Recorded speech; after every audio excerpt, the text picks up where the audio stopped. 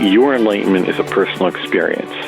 It's all about you, but it's not all for you. Do you understand? You're becoming more aware, more awake, more useful, more productive, more self-actualized, benefits everyone, directly and indirectly. Salutations, listeners, and welcome back to the Glitch Bottle Podcast, where we uncork the uncommon in magic, mysticism, and the generally misunderstood. I'm Alexander F., and today we are talking about Egregores, Enlightenment, and esoteric discrimination with Mr. Mark Stavish.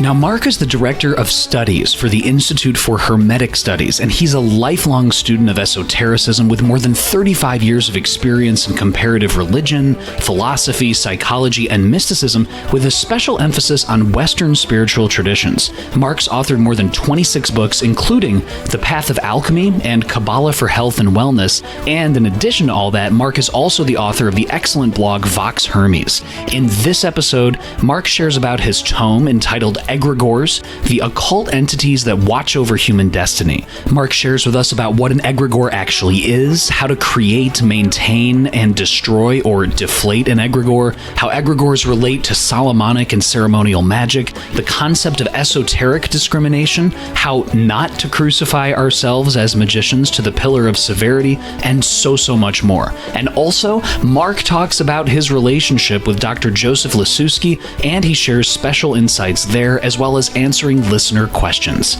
And now to help us uncork the uncommon, I give you Mr. Mark Stavish.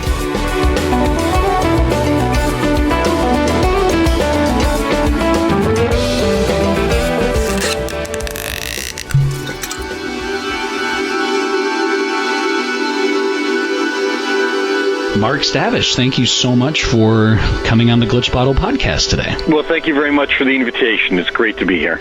So many listeners are familiar with one of your latest books, Egregores, the occult entities that watch over human destiny, but so many people might not even know what an egregore is or how it applies to occultism. Can you just kind of give us the broad strokes about this? Yeah, there's really two basic forms of an egregore. There's the traditional view, which is a kind of psychic channel or conduit, if you will, in which participants are members between, down here, terra firma, the physical world, and different levels of the astral or celestial world, and link up to a deity, a being, angel, demon, god, demigod, what have you, okay? And that would be an egregore. There's us down here at one end, the psychic channel or conduit, and some cosmic or psychic form of intelligence at the other end, okay? And that's what you would see where all the deity worship comes out of. Then there's the more modern view, which is just any kind of collective mental view. So this doesn't necessarily have an intelligence at the other end, but it's kind of like the Jungian collective unconscious. It's a collective consciousness of sort. Regardless of which it is, these things always act as a conduit or a channel. They're restrictive in nature for a specific purpose, and therefore function as a social control mechanism. Using both these models, we see that the first one is the most easy to recognize in terms of occult work or psychic work of any kind, and the latter is very easily visible in any of our day-to-day pursuits, where we work, where we play, where we recreate in any way. We become like the company we keep, as Grandma said. And that's why when you see in Buddhism, they have the three most important aspects are the Buddha, the Dharma, the Sangha. The Sangha is what the community of practitioners, okay? And then we see in Freemasonry, of course, we have the Master, the volume of the sacred law, very much the equivalent here, and of course the household of the faithful. And that's why they have in Freemasonry the phrase, guard ye well the western gate, meaning be very careful about who you let in, because once in, they're hard to get out, and they then become a force or factor in the collective actions of the group. And the collective meaning here that keeping it on task with its function of whatever that Masonic lodge's activities philosophically, charitably have to do. Now, that's very important because Freemasonry is a democratic, I just use this as an example for when we go off, a democratic institution in which the members elect their officers, and in that way also elect the direction of the body of the lodge, what the activities will be. And we see now the complaint among many younger members that over the past 50, 60 years, and that's a long time, American and Anglo-Saxon Masonry has drifted away from a philosophy and puts too much emphasis on charity. So you see, there's a very benign example of how membership affects the direction of a group and how you have to be careful about who you let in, because like attracts like. I hope that is useful. Absolutely. And to that point, Mark, one of the things that you beautifully delineate in your book, Egregores, is how, compared to, say, a spiritual entity in the Lemegeton's Goetia, which I know so many listeners are familiar with, where there's a specific entity, what you trace out is that egregores have these kind of sweeping evolutions that, as you just mentioned, are generated from changes in the group. And I know you mentioned, Freemasonry. We look at ancient Greece. Your book kind of traces the evolution. I guess the question would be, can you share with the listeners, how does an egregore get started? Well, there's only two ways, intentionally and unintentionally. Intentionally is you decide to do it. So, you have, for example, you have the Lemegeton, okay, and that has its own egregore, if you will, its own collection of deities. We don't know what's at the other end, but we do know there's a collection of deities involved in the book itself, and the book takes on kind of a life of its own. And then people who work with it and practice it become a part of it in some level, okay, to varying degrees. That's one example, and that's intentional. You decide that you're going to resurrect an ancient cult, as we see in the book Egregores, and the attempt to resurrect an ancient Roman cult occurred just prior to Mussolini's march on Rome. You can do this intentionally. And often it can work through blood sacrifice as well. You have two perfect examples of that where, executed prisoners are used to create cults. One is Christianity. People forget that. The other is some of the protector deity cults in Tibetan Buddhism, particularly among the Gelugpa, where we have the Dorje Shugden story. So these are little details that are very important. Now, the other is unintentionally. You just start to get together with a bunch of friends, and you hang out, and then you start doing stuff, and then you start listening to the same music or going to the same clubs or playing the same sports. And you have a few things in common, but then those few things become more things in common. And then it creates kind of a collective attitude, and then 5, 6, 7, 8, 10 years go by. And you find that you're all very much like each other because you are and become like the company you keep. That's what we say. If you want to get rich, you got to hang out with rich people. You don't get rich by hanging out with people in some magical lodge that complain. If you want to be successful, go join the Rotary. I mean, that's just how you're going to do it. Not by going to your monthly circle or biweekly circle or ritual group and then just doing rituals for wealth and then complaining about, status quo or the state of affairs. I point that out because they're very positive ways to work with this. Studies have shown you will become like the 5 people you spend the most time with. So choose your friends wisely. Once the egregore is generated, intentionally or unintentionally, can you talk about the maintenance of the egregore? How are these things maintained and sustained or fed, quote unquote? I mean, how are these things done? Primarily through emotional devotion. That's why devotional cults are so powerful, because they're very effective. They're a very direct way to tap into something. And that emotion is the base energy of the experience. That's why we see so much emphasis now on, quasi-neo-tantric stuff, because in some ways why it was so important to both direct, manipulate, control on a variety of levels people's sexual activity. And because that's the one thing that is so fundamental to the human experience. So we manipulate that, we work with that, and in that regard, we create an energy flow. That's why various forms of sexual abstinence are so important in various tantric practices. But at the same time, we see then, is that abstinence then released at some point? Is it changed direct? Well, that depends on the school and the practice, right? But that's really the thing that gets it going.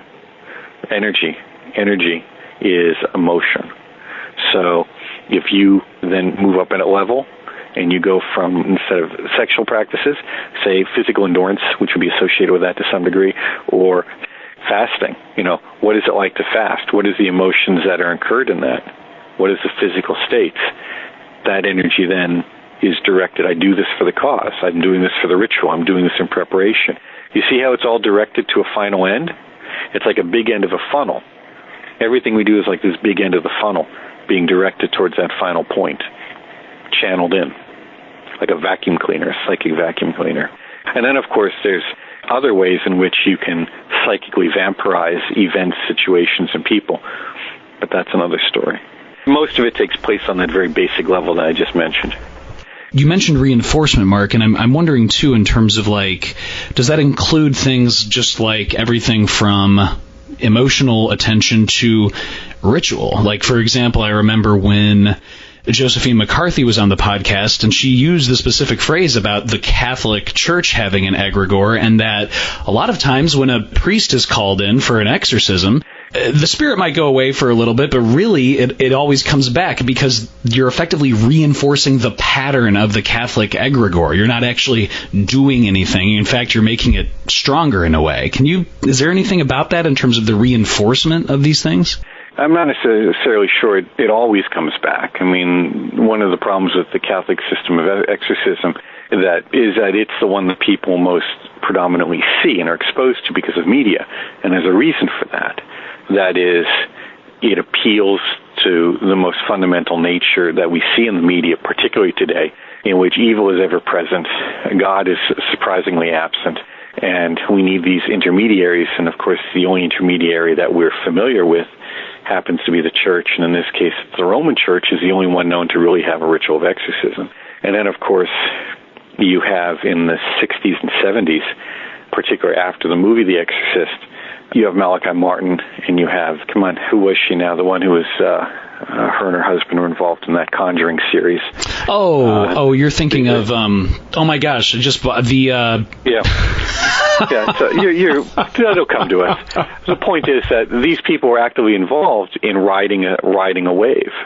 And the fellow who played the Father Karras, of course, he was from where I'm at. I mean, there's a statue to him I taught at the school. It's a Jesuit school nearby in Scranton. So, there's a lot of energy that goes into that.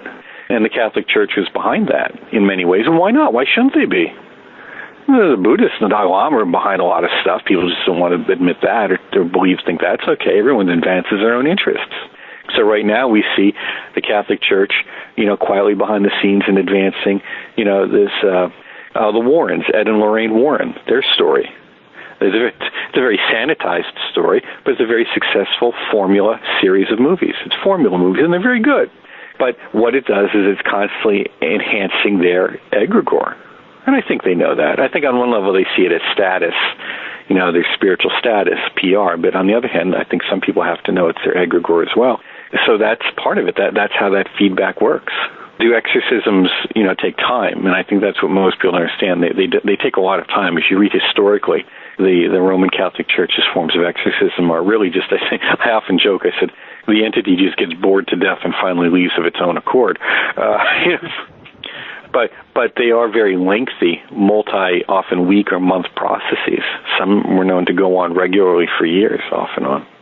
What are the signs when an egregore is, quote unquote, out of control, or perhaps, going to become a huge problem for you as an individual, or you and your group, or your practice? What are the telltale signs that it might be an issue?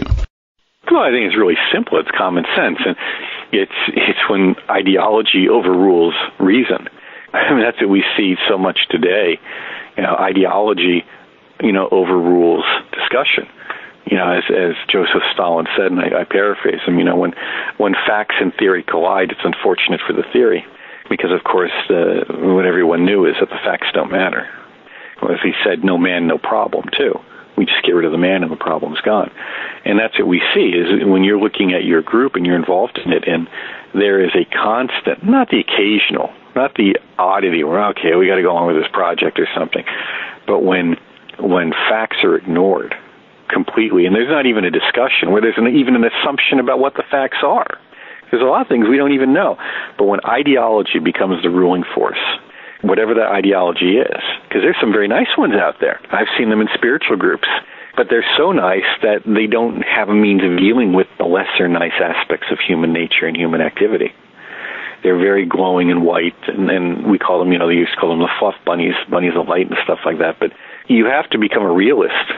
I mean, we're talking about reality. How do I, as an occultist, my goal is to deal with reality, right? So I have to be a realist. And it's amazing how many people involved in spirituality are not realists, they're idealists.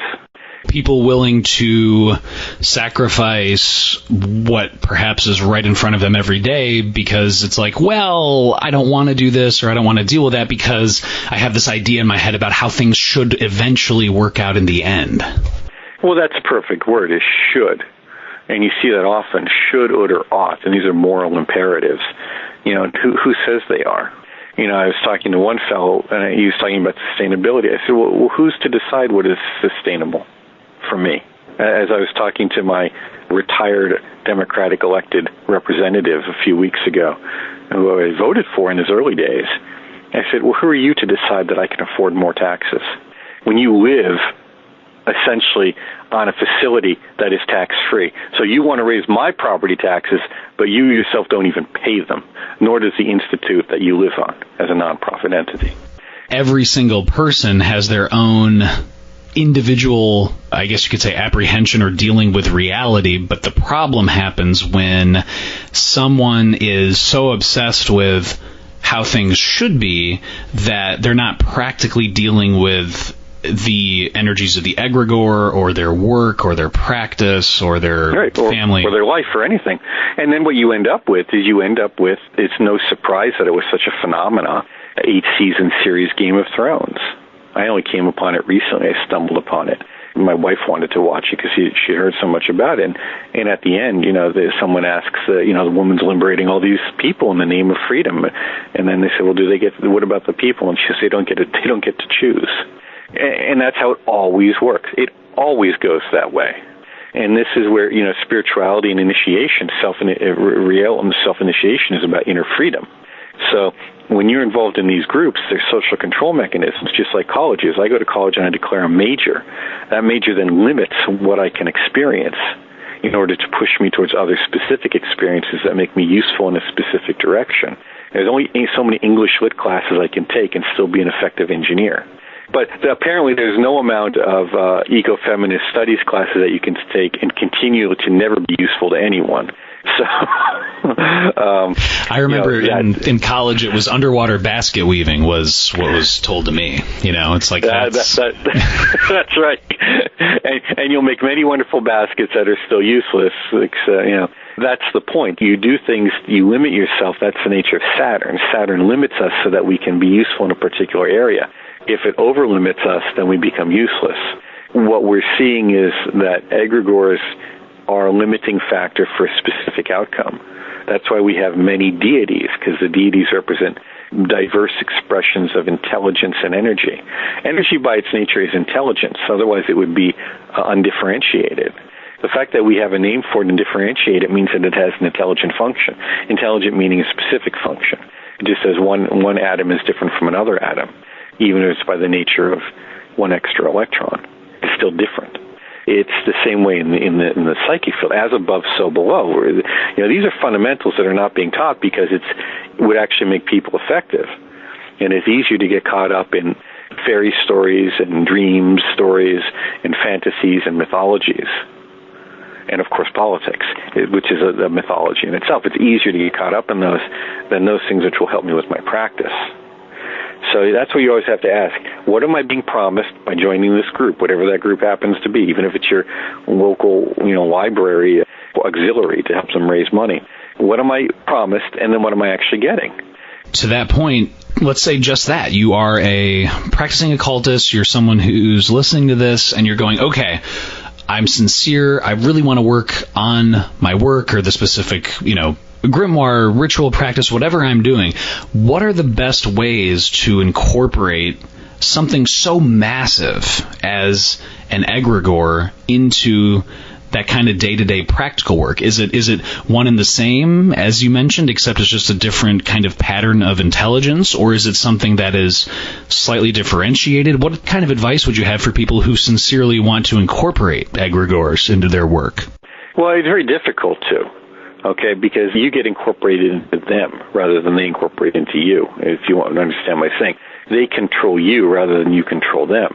That's their nature. So you have to limit yourself from a lot of these things. You have to understand your relationship clearly. That's the way you gain control.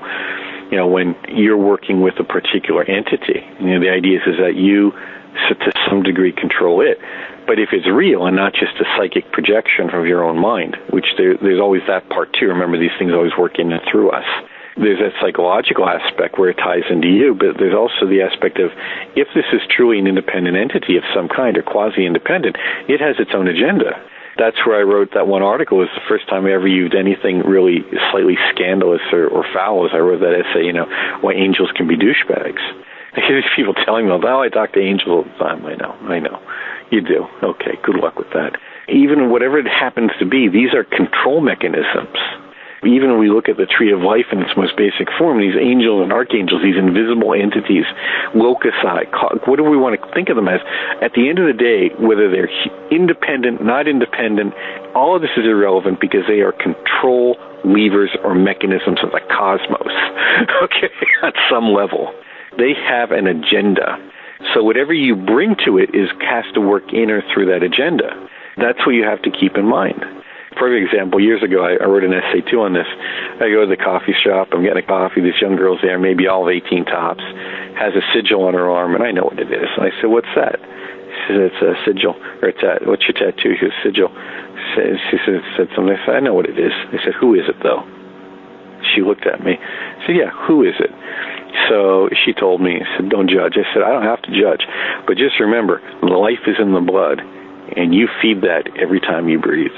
And she looked at me in horror, as well she should, because we got all these idiots out there covering themselves in tattoos, not realizing that life energy goes through their nefesh, and that's how they radiate and appear on the astral. And it's one thing if you have a relationship with it, but she just thought this was a good idea. She read some book out there that thought this demon is going to help her. We don't know really what it is or what its agenda is. We just have some literary notes from who knows what, 300, 500, 700 years ago. It's like, maybe we don't have the whole picture here. Well, that's it, We often don't have the whole picture about people that we know. That's true. I think I remember a quote that the only normal people are the ones that you don't know very well. Yeah.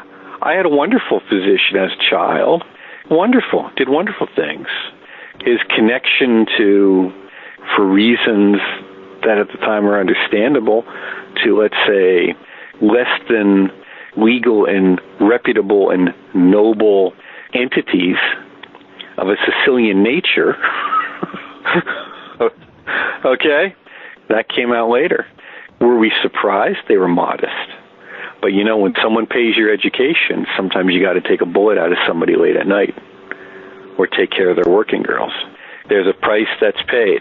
I think I remember an HBO show that talked about this. One particular family in New Jersey, I think, if memory serves. I don't know. I'm just saying this is, and I have only the fondest and most humorous memories. But I think that's what people don't understand.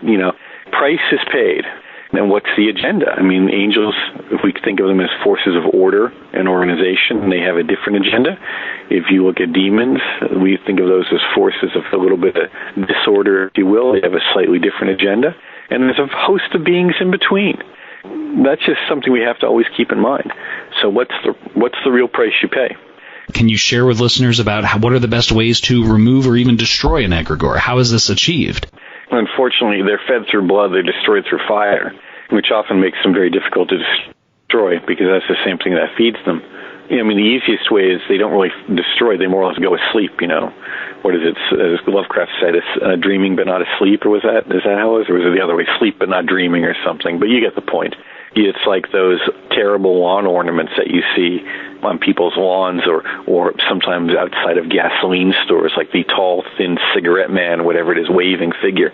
It's just inflated through hot air, and as soon as you turn the fan off, what happens? Poof, it deflates. So they really don't go away as quickly as we'd like. They kind of just deflate. And that's why it was possible for these folks to attempt to resurrect an ancient Roman egregore, in the early 20s. That's problematic, and objects associated with the cult are their focal point of power. Okay, so those objects then have to be destroyed, and how are they destroyed? But often through fire. And since we cannot destroy all of them, nor should we want to, we have to then find ways of limiting them or putting them in where their effects are limited. And that's difficult. It's just the nature of life. I mean, we live in duality. So what I suggest to people is, take all this stuff associated with spiritual practice and just put it in some boxes in your closet for a month. And notice how much free time you suddenly have, where your thoughts are actually directed. You get off all the lists, you stop listening to all the podcasts, you stop reading the books, you take all the pictures down, listen to the music, and you just try that for 1 month, just 1 month, and just notice where your thoughts actually go now. Just pay attention to that. But you may not like it. You may not like it because suddenly now you realize you really have to be responsible for yourself, and what you thought was spiritual practice was just a distraction from living. Do you think, Mark, in today's world, today's society, that people aren't willing to do that or don't even think about that kind of personal work that needs to happen? Or what do you think's the main driver behind that, where people become all of a sudden very uncomfortable the moment they realize, oh, wow, I actually have to work on myself? Well, it's problematic because they don't often have good examples, and they don't want to either face the pain or engage the joy. It's either running from or clinging and avoidance. They cling to what they like and they avoid what they don't like, whatever that happens to be. The ability to enter into escapist modes is very simple and very easy anymore. As we said, the internet is really nothing more than the externalization of the sphere of Yesod on the physical domain. That's all it is. So, now, and that's in a way a collective unconscious on many levels. We can easily tap into that Yesodic and all the egregores in there through the internet. And then now you see ways where they're attempting to control even that, where they reduce it and redirect those energies. So anytime I post something and someone gets vitriolic and fired up about it, that energy is basically sparks that are being let off that feed that egregore. That's why you're told two things early in the path. And again, we have so many people who, when they try to link the path into social action, fail miserably because it can't be, it should never be, is learn discrimination. Discrimination means you understand the fundamental basis of the cosmos, which is karma or cause and effect. If this, then that. As we said earlier, the company you keep. Discrimination is good judgment. Heaven forbid we should say those words, discrimination and judgment. I know occultists who are terrified of them because they've been apprehended and appropriated to take on these politicized meanings. No, I discriminate. I do. There are some people I will not sit with or eat with or talk to because they waste my time. I have no obligation. I'm nice to them and I'm polite to them. I have no obligation to, listen to my neighbor's rant. I just politely nod my head and say, well, good luck with that, and I'll see you later, and on my way. Discrimination means I only have so much time on this planet. I have to use it wisely. So that's something that really needs to be understood. So these sparks that fly off feed these different egregores or generalizations of some kind. And, it may be just like a quick snack, like, the way you might grab some peanuts or a candy bar, in the mid-afternoon. Or other times it may be like a full-blown meal. You just mentioned these kind of Yesodic influences going on. So I'm sure listeners out there are thinking, okay, Yesod, okay, the first heaven and the sphere of Yesod and, Gabriel and Luna, all of the associations. But then you mentioned the very, very powerful Saturn influences, seventh heaven, time, deep lessons, things like that. Can you paint us a picture of, where are we situated right now in terms of these seemingly very opposite or, at least different kind of energies that we're dealing with? And then how does this influence someone who's listening to this and sincerely wants to engage with an egregore or improve their practice? Well, these energies are always working at different times. Astrology is the mechanism we use to chart, which energies are strongest generally and particularly. And, of course, we have everything down from vast cycles that are almost difficult for us to comprehend down to planetary hours, and even cycles of energies within those planetary hours down to a point where it's useless to us to even attempt to calculate because it's of no function. We can't work with it. So these cycles are always happening. And it's then these vast cosmic cycles or macrocosmic cycles interact with us as an individual. And that's how we, have the individual horoscopes come about. Where do these forces interact. How do they interact? How do they line up? Are they harmonious? Are they inharmonious? Are they neutral with an opportunity? What kinds of opportunities? But at the end of the day, here on terra firma, we're dealing always with Saturn, Earth, limitation, concrete. Even at the highest end, right before we transition over, when we go, samsara, nirvana of the same taste, okay, unity, duality, eternity and timelessness, or time and eternity, okay, just as we're moving into that sense of eternity or timelessness, we also transition through Saturn's gate again, Queen of Heaven, Queen of Earth.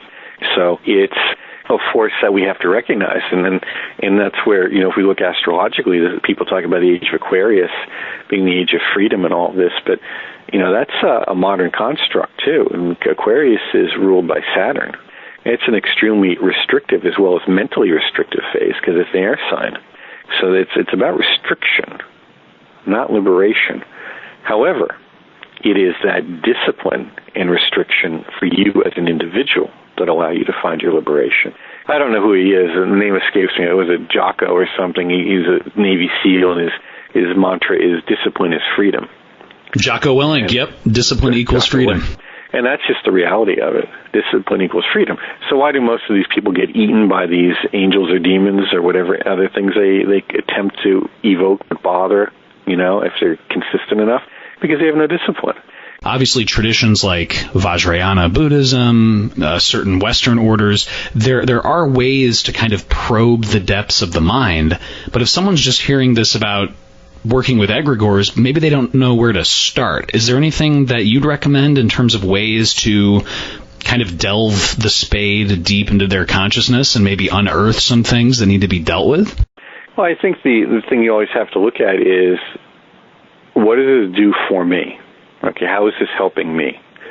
Because that's what it's all about. Your enlightenment is a personal experience.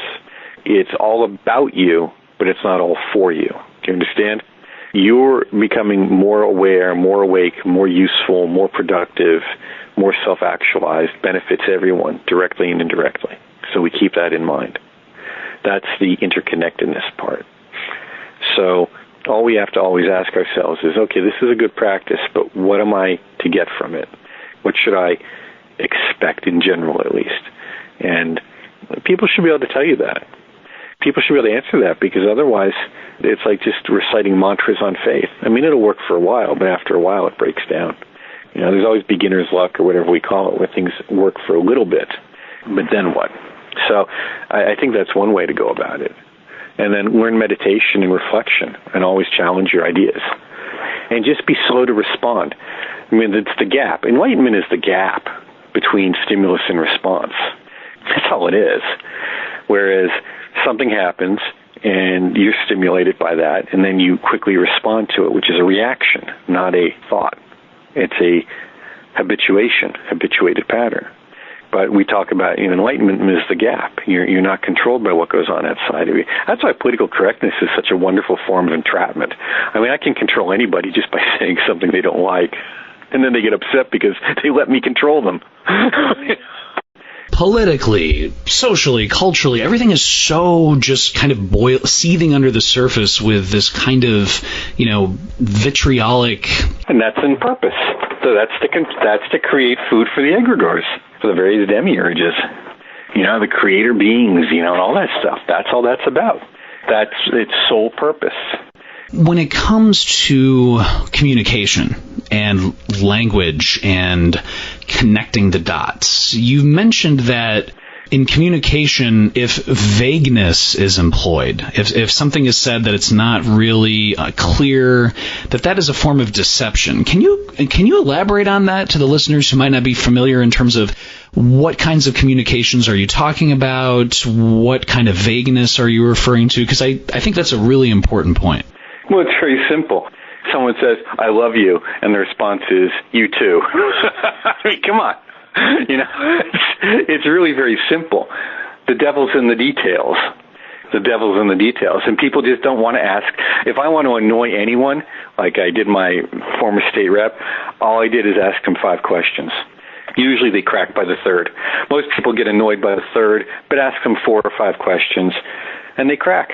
How can we best combat vagueness, aside from ourselves being more specific in what we're actually saying, what do you do when you come across these kind of vague platitudes in books or, specific occult documents? Like, I guess, how can people fix that is the question. It's very simple. You ask them, okay, how do I apply this? How does this actually work? And a good example is that in all paths, in Buddhism or even in the Western paths, you have what appear to be contradictory schools, but they're not. Among these schools is the notion of, first, it's purification, okay, then, which is the via negativia, the path of negation. Then there's the positive path, the path of action. Then there's the path of transformation, and then there's the path of direct experience. Most of the paths that you see often have a path of negation. Don't do this. Okay, which is fine. Stop making your life worse. Stop screwing yourself up. You want to lose weight? Stop drinking soda. Okay, stop eating ice cream every day. Now, path of action. You want to be healthy? Go exercise and eat well. Okay, but then you have to do something. But suddenly you realize that not eating this or not eating that and exercising may not actually be sufficient. You have to learn to transform things. How can I transform day-to-day activities into something beneficial and well-being for me? So I decide it's too painful for me not to have cream in my coffee, so I'll transform that coffee. I'll have cream in it, but I make the choice. I'm going to get rid of fats from somewhere else. On a other level, in a social level, perfect example is after you've had a fight with your significant other, okay, other than the somewhat, depends on who it is, maybe mythological makeup sex, what is the other thing that happens? Probably the cleanest house you ever have is after an argument. See, that's transformation. You direct that energy elsewhere. You realize that when you're dealing with someone who's wrapped themselves in explosives and turned themselves into a walking claymore mine, that all the kumbaya and hugs in the world may not solve the problem. And that you have to find a way to solve that problem. And this is where we run into problems, is fundamentally, at the end of the day, how do we deal with violence? Okay? It's not just, how do we deal with sexuality? That's one thing. But also then how do we deal with violence? You have to transform it. I can't get out of this world without being violent. I kill things every day. And I may not directly do it to the chicken I eat, but I'm sure that when I'm out there walking, the bugs that I step on or the ants all by accident, how about even the microbes in my gut or the small, scary dinosaur-like creatures that live in my eyebrows? See, we don't think about that. Do you understand what I'm saying? We don't think about that as killing because we don't see it, but it's happening. So how do we transform our, what we'll call negative or destructive or violent energies and tendencies to something useful? Michelangelo said, that his rage is what made him such a great sculptor. We have to look at that, and that's what many people are attempting to do when they do what they believe to be goetic work. They're attempting to address their darker side, their more violent side, their more earthy, creative, aggressive, and chaotic sides, and bring order out of that chaos. And some of them are, but many of them are deluded too. That's how you have to look at that. How do I transform these energies? Because if I don't transform them, they'll transform me. Because remember, it always works in and through us. People might get into grimoire work and say, I want to be wealthy. What do I need to do? Or I want money. And the response from, some of the guests has been, get a job. Start taking practical steps. Do you think that there's sometimes too much of a gut reaction, as you intimated, Mark, to just jump to, there has to be some kind of esoteric shortcut to whatever I'm trying to achieve? So let's just be clear here. No one enters the esoteric or occult path with good intentions. It's all out of desperation and desire to end your suffering, whenever or whatever that is. So let's just be very clear on that. You're beat, you're tired, and you're exhausted, and you're trying to find a shortcut because things suck, whatever that happens to be. Okay? Now, the question is, do you recognize your role and responsibility in that? Are you able to take the long path of overcoming? Now, if you just want to do some minor fixes, it can be helpful. But if you want the big changes, okay, the big long-term stuff, Again, where does this fit in? You want to be wealthy? So what? Who cares? You don't want to die. Who cares? The degree of narcissism and selfishness involved is in part the problem. That's why we say, in and through us. It's all about you, but it's not all for you. And the angels can be douchebags, as I say. The fellow wanted, whatever it was, an outrageous sum of money. Why? Why should the universe give that to you? Why? Look at the cause and effect. If I do this, what will the effect be? If I drop a ball in a pool, I know what the ripple effect will be. If I drop a bowling ball in the pool, the ripple effect will be what? Maybe even damage to the pool. So if I do this for you, then what will the effect be? I talk to you because by talking to you, I have access to virtually everyone on the planet in theory. Now, I know it's not going to be that, but I don't know what the numbers will be, but it's going to be more than if I just talk to you on the phone in person. So this is the best use of my resources and time. Do you think the invisible is any different? The invisible is all about efficiency. That's what we go to esotericism for, is efficiency. The shortcut is just another way of saying more efficient. What's the efficiency factor? In fact, that was explained to me just the other day by a fellow in Slovenia that the Chinese traditional word for energy is ling, and that energy is a type of energy that is radiant and efficient, and it's a magical power. And he goes, when you go to certain temples, like the old ones, you feel the ling. Okay, that's one of the meaning, and the ling means the efficient energy. That's why people screw up their lives, because the easiest and most efficient way for the universe to do something may be something they really don't like. But the universe these things have different moralities and ethics than us. They don't care. You want that? Fine. See, that's to see. An angel will work in your best interest, and that often means not giving you what you want. A demon will give you exactly what you want, but not necessarily in your best interest, because it assumes you've already figured it out. It's like, it's an adult. Look, I don't care. You want to decriminalize marijuana everywhere and psychotropic drugs? Fine. I'm all for it. But that's the demon in me speaking. Don't come to me when your life is useless. I owe you nothing. It is not my job to get you into rehab or to take care of you or anything else. Do you understand what I'm saying? That's the relationship with the demon. And people don't want that. They want the demon aspect to go bring them what they want and whatever they want, but then, take care of them when things go south. But that's not enlightenment.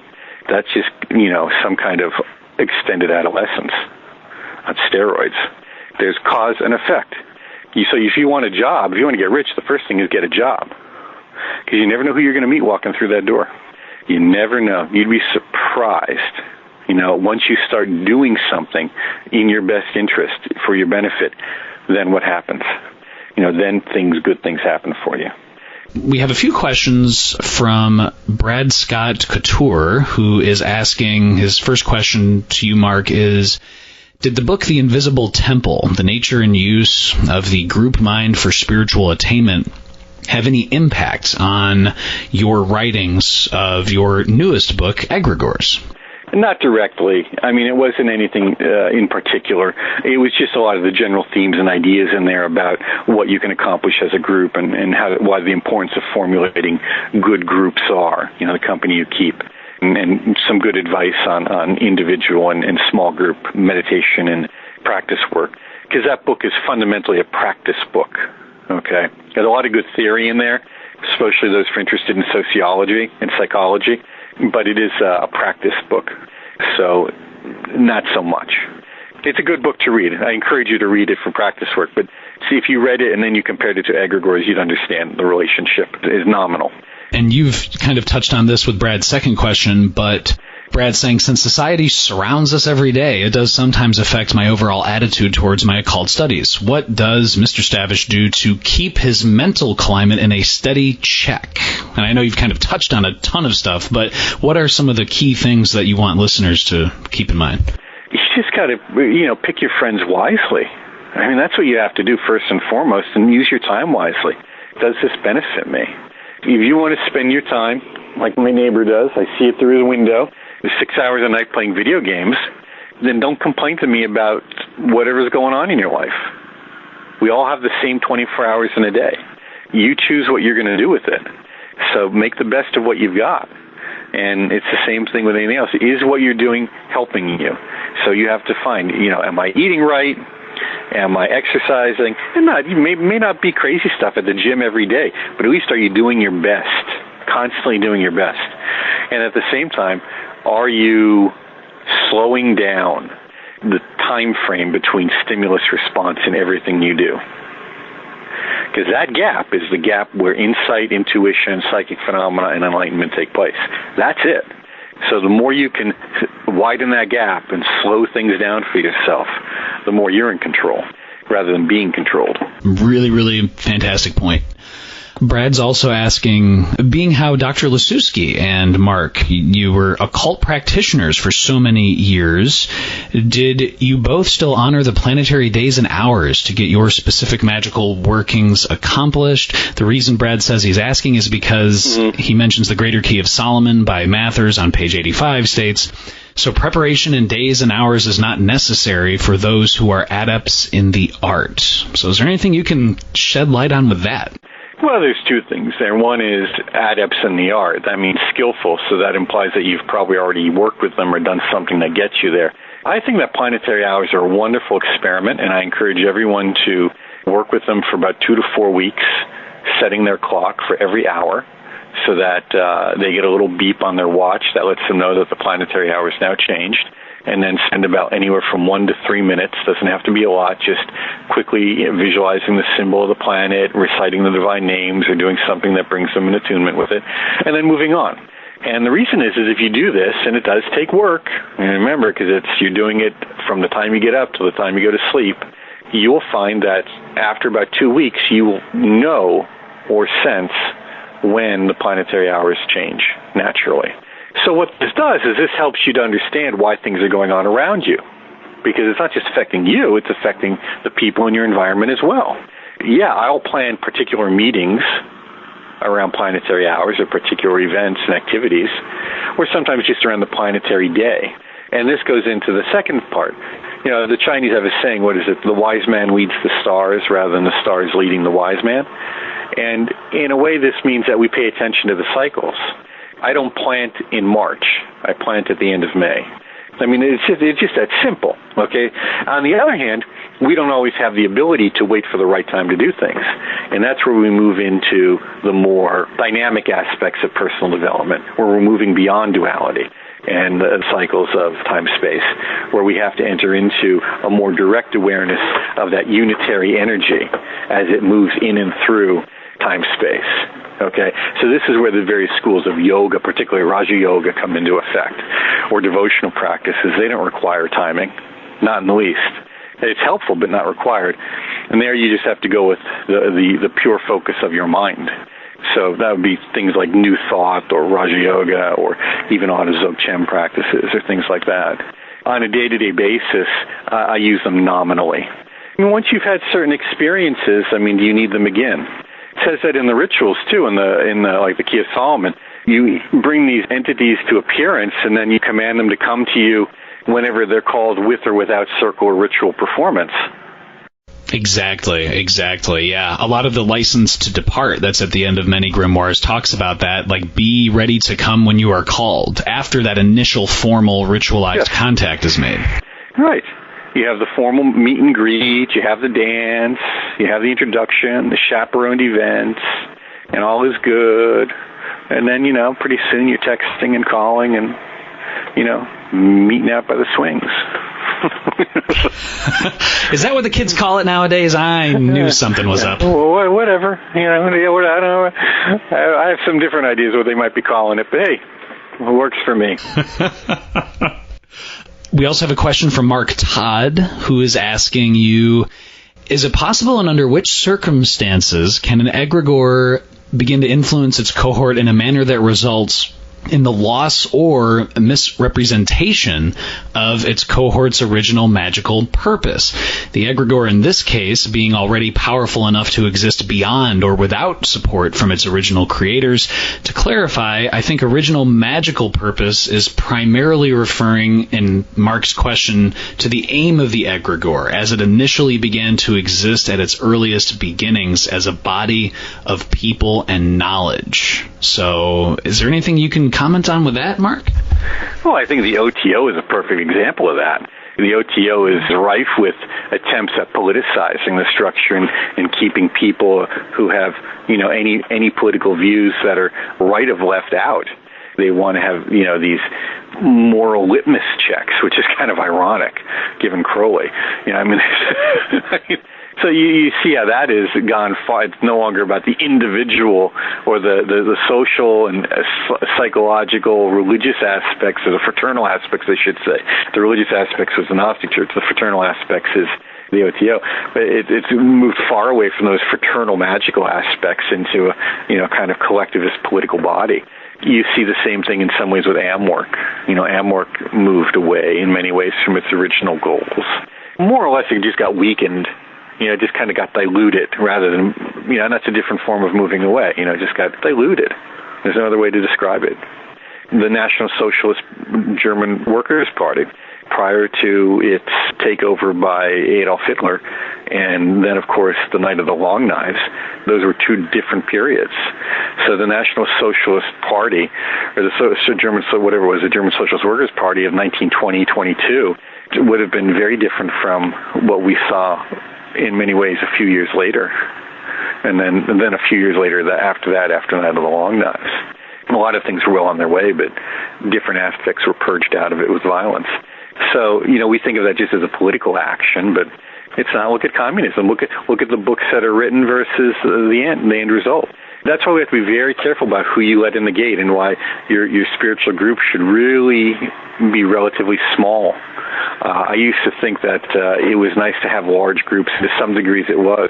But if you have a group of people, about 13 people, that's a good number. When you start hitting beyond that, it gets very difficult for the volunteers to manage it. It gets nearly impossible, at times. And then you get too many, subgroups or subdivisions. And if you're lucky enough to have a very functional, say like Golden Dawn Lodge, and I don't know of any out there. I'm not saying they don't exist. I just don't know of any where you've got 40 or 50 or 60 people. That would be stunning. That would be a stunning work of management. Those are just things to keep in mind. Size has an effect. So if you keep it to about 13 or 14 people, then you can manage it. Just look at any of the churches. All the churches over time, they were meant to, the original Christian church, there's a little Buddhism as well, its original mission was dead about 100 years after it was started. We have that historically, we can record that, but even so, look at how they've degenerated away from mechanisms of spiritual awakening and protection to really just political entities. Spirituality is about your personal awakening and awareness. If your group is focusing on social action and politics, or any kind of even social services of any kind, that might be some kind of karma yoga. It might be. It's probably not. But how is that helping you to better understand your own mind and your place in the cosmos? You don't need to be in an initiated group to do that. And that's my argument with Freemasonry. I don't need to be a Freemason in order to make charitable contributions. What do I need to be a Freemason for? What is it that is unique that it offers me? So when you join these groups and you see that they will always degrade to political, social, charitable action right before their destruction or their disintegration, because that's the lowest common denominator. And I think that kind of goes to the point, as you were mentioning too, Mark, about collectivism as well. There's this kind of ability where people, no matter which organization or any group on any side of anything, if the priority is the dictates of a group versus your own growth and development, how is that productive in the long run? Yeah, I grow and develop through the group. And that's the thing. How am I helping the group? How's the group helping me? It's this back and forth symbiotic relationship. Everything happens in gradations. So it's that symbiotic relationship. And sometimes I got to do things I don't want. I got to clean the kitchen or what have you, or stuff mailers, or write checks. Heaven forbid, you should actually have to pay for things. But at the same time, then I can sit back and say, okay, and this is what, in return, what I experienced, what I learned, basically what I got for it. That's another way of saying, what did I experience? What did I learn? What were the benefits of that? And that's what you constantly have to be going through. But, the true spiritual path is a dangerous one. And it's incredibly difficult because it brings out some of the worst experiences in you and the worst qualities so that you can transform them. so you can see them and transform them. And that's when those get out of control, when that Faustian evocation takes place and it gets out of control, that's when the egregores change, that's when the group is changed. That's when things go sideways. There's so many listeners, Mark, who are engaged in one way or another in the Solomonic tradition, and I think this question from Damian Gordon can really help on this, who is asking, the magical world of Joseph Liszewski was very, very interesting book, Damian's saying, and he's saying it was also a sobering read for Solomonic magicians. I think Joe's published work on ceremonial magic is truly valuable, and it is what originally got me into Solomonic magic. Damian says, nevertheless, he seemed to have quite a troubled life. What lessons do you think magicians should learn from him and the troubles he faced? Do you think he had those issues because of his involvement in magic or in spite of it? Why did his final evocation go so horribly wrong when he was such a seasoned magician? Well, it's very simple. The energies work in and through us. So if you don't do ritual purity practices of purification, it's just sending energy through a dirty pipe, and that dirt's going to come out. And the more powerful the energy, meaning like turning a fire hose on instead of a drip, the harder and faster it's going to come. And again, we talked about efficiency. Magic is about finding a way of efficient use of energy and time-space, managing time-space. But the consciousness is the element there. Consciousness is the bridge point.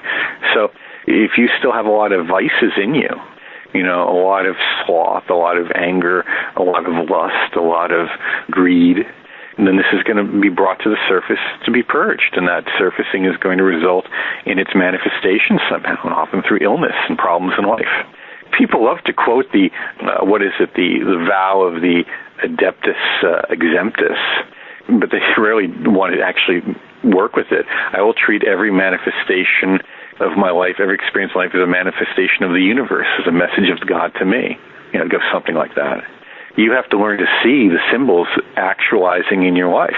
When I meet someone, I notice, are they earthy? Are they watery? Are they fiery?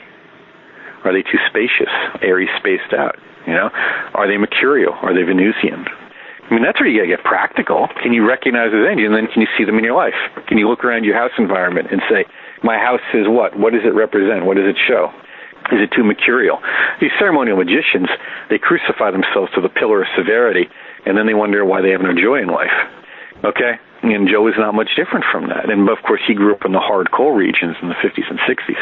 That's a tough place. That's a tough experience. But what are the energies of that place? This is heavy Saturn energies. Like my wife, who spends a lot of time in the mind drainage areas, she'll say the Nagas are not happy. They don't actually believe what they're doing. That's the problem, okay? A lot of the moderns. So at the same time, they don't really do the preparatory work. They think the preparatory work is preparing for the ritual. The preparatory work is the confession that says, I'm sorry for being lazy and stupid. I'm sorry for expecting other people to do things for me that I don't want to do for myself. I'm sorry and confess my sins and errors in the way I treat myself and my family and my spiritual preceptors as I take them for advantage. And I'm greedy and selfish and really unworthy of almost anything I'm going to ask of this entity. How many of them will actually do that? Now, if you can do that, then you can approach the entity. I confess any sins actual and perceived, because there may be things I did that I don't know about, but actually I think of as wrong, but really weren't. But they burden me because I think they were in error, but they weren't because of whatever conditioning I have. You do that, then that's the real. Why do you think in Vajrayana they have so much emphasis put on Vajrasattva practice, purification practice?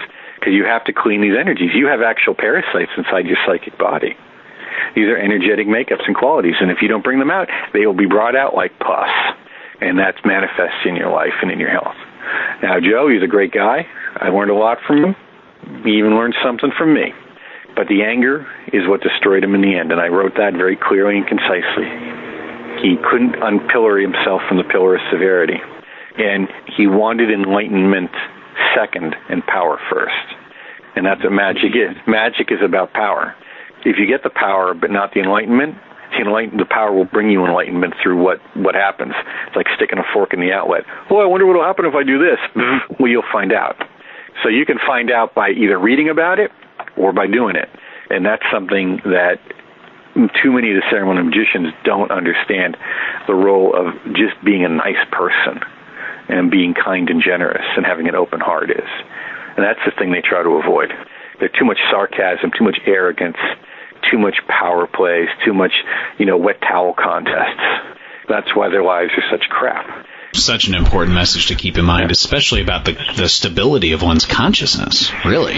Well, that's it. If you don't study meditation and practice meditation, you don't understand the nature of your own mind, which means you can't establish a stability of consciousness. So when you then have psychic experiences or out-of-body experiences or go to work on things like the body of light or the death practices, you can't do them because you don't have the basis to do it.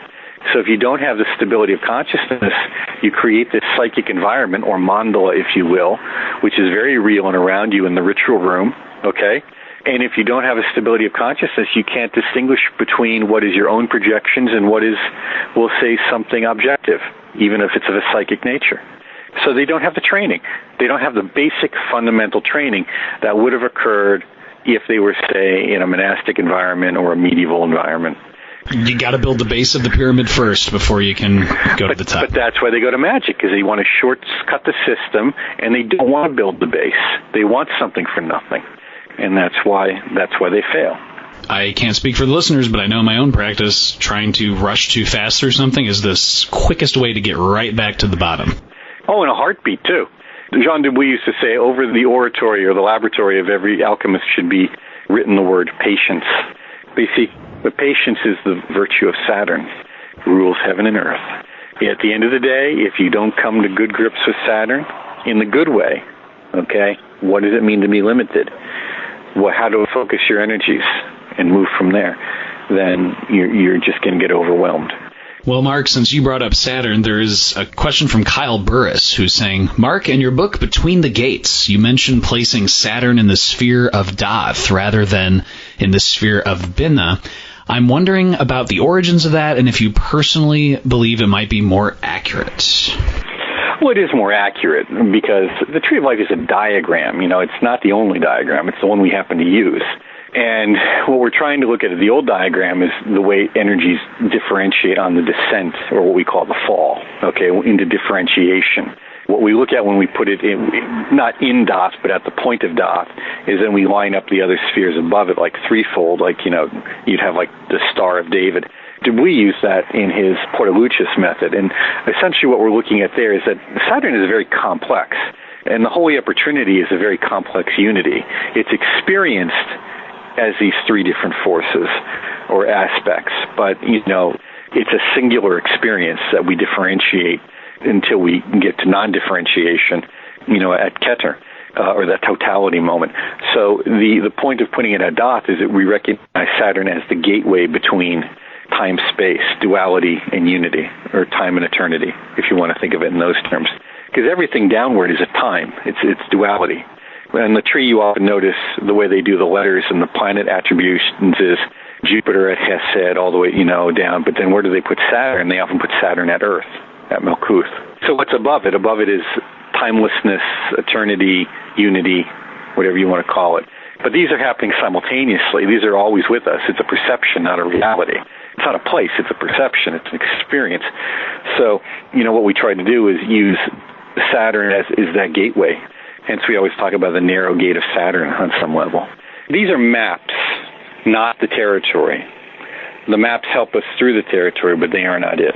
And many people get very hung up on a very rigid notion of what things should be. Kabbalah is terrible for that. Kabbalah is wonderful on some levels, but on other levels it's just terribly rigid.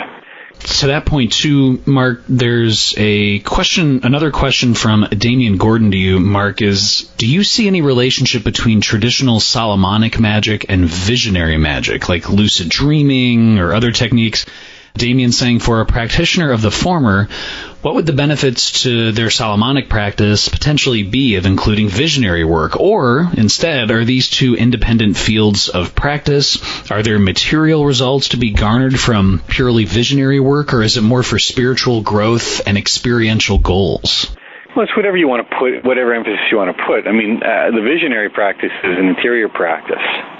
Just as you bring the entity to appearance and then you tell it to come whenever you want it to, I mean, that entity in some ways a visionary experience. Doesn't necessarily mean other people around you will see it or experience it. I mean, that's one of the problems. These rituals are often done solitary.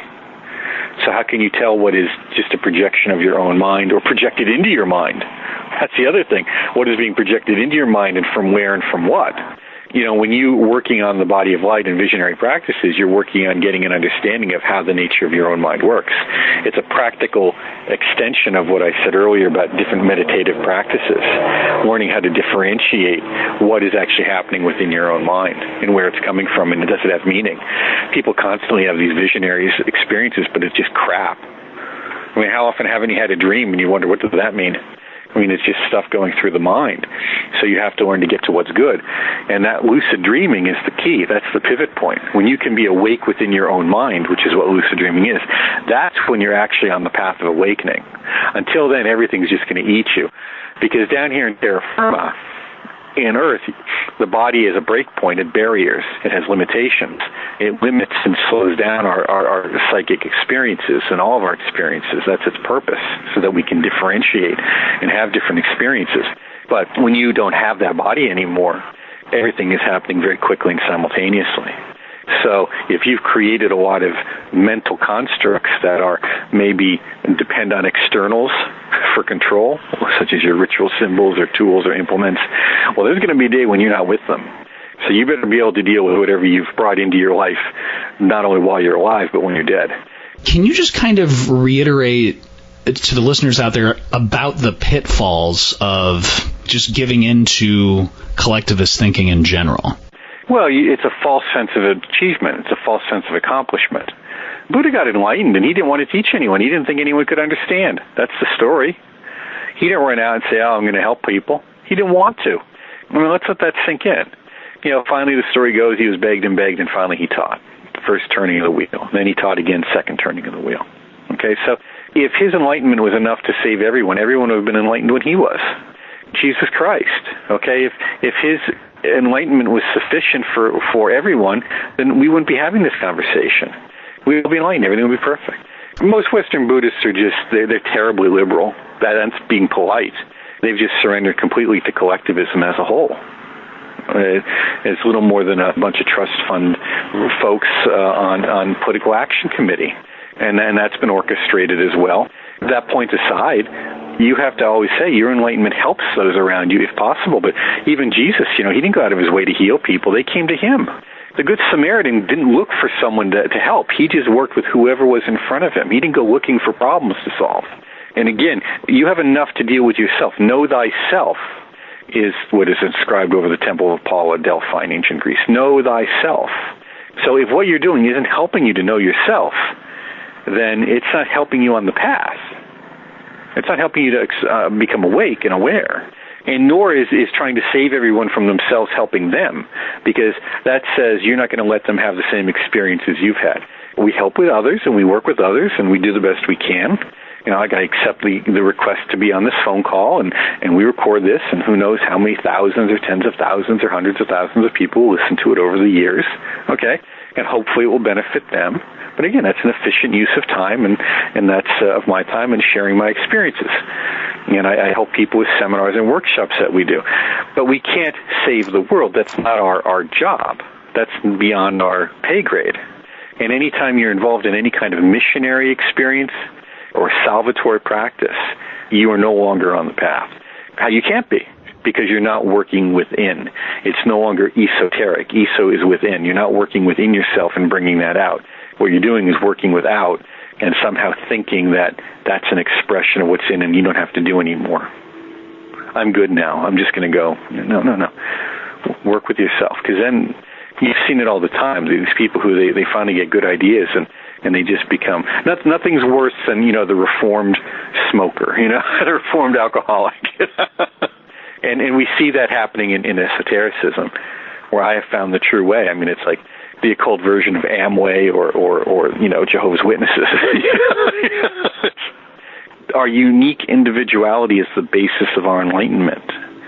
And that's clearly stated in Buddhist Tantric and Indian Tantric practices and in Taoism, because that means we have the ability to make a choice. It's that simple.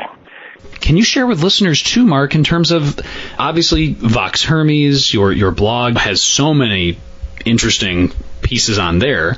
Can you give us a little hint in terms of what are some upcoming projects, if you can share anything, or what are some things on the horizon or things you're currently working on that you'd like the listeners to know about? Well, the Institute for Hermetic Studies has a conference every year. It's usually around the first weekend in May. And we have a host of top-line speakers, almost always published authors on some level, who come and present. And we always encourage folks to sign up for that and register. It's very, very affordable. And they can get that information at VOXHERMES. I'd encourage them to go to VOXHERMES and to subscribe to that to get all of our announcements.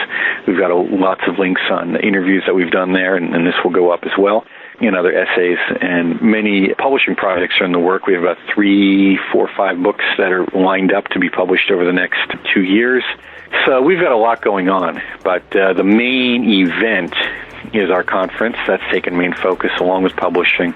We will be starting probably by the fall, September, a series of video shorts so that people who are subscribers to our subscription newsletter, we have a subscription version of VOXHERMES that we can send links to.